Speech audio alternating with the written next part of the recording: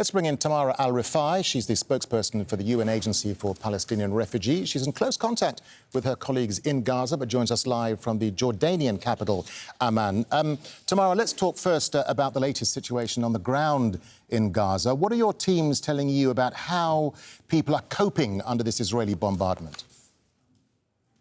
My colleagues are telling me that airstrikes and heavy bombing continued overnight in Gaza, affecting or causing large displacements of the residents of Gaza who are leaving their homes in search of safer places.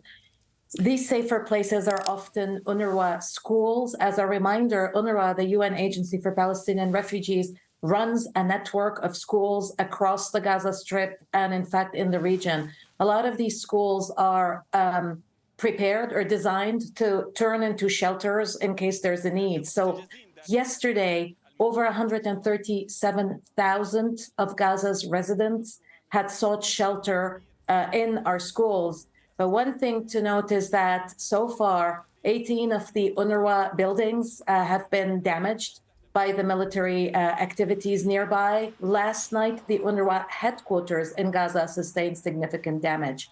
Luckily, no one was killed. Yeah, and Tamara, the UN's been forced to close all of its, all 14 of its distribution centres in Gaza. How important, briefly, are these distribution centres, and what will this closure mean for the people who pretty much depend on them?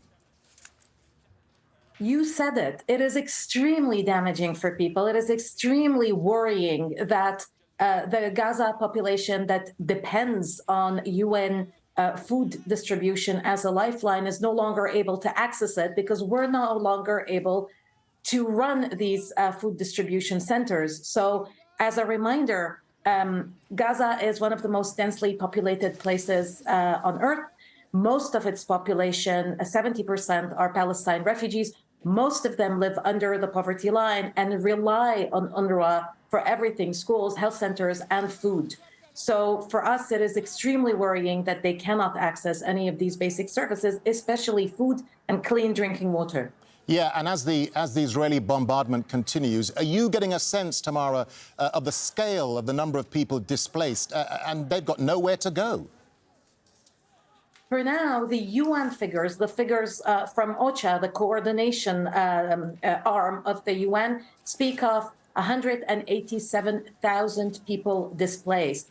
That is already much more than what UNRWA can receive. We can receive up to 150,000 in our schools that have become shelters. And again, we need to put in place a whole system for these schools to effectively run as shelters. And we're not there yet because we're not able to effectively work because of the military activities around us. Tamara, just a final thought to you. I mean, given that Israel's enforcing this total siege on Gaza, I mean, you mentioned they've cut off electricity, water, food and fuel. What difficulties now will your teams face on the ground trying to help people?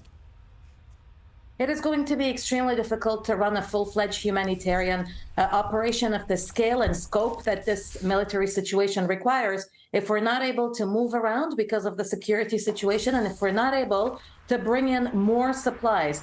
Now, as any humanitarian agency, we do have basic food and non-food supplies, such as mattresses, jerry cans, and cleaning material for people in our shelters. But if we're not able to restock because of the closure, then we're looking at a situation that is extremely, extremely worrying. All right, Tamara Alrifai, the spokesperson for the UN Agency for Palestinian Refugees in Gaza, but based in Amman. Tamara, thank you very much indeed for your update. Well, the Saudi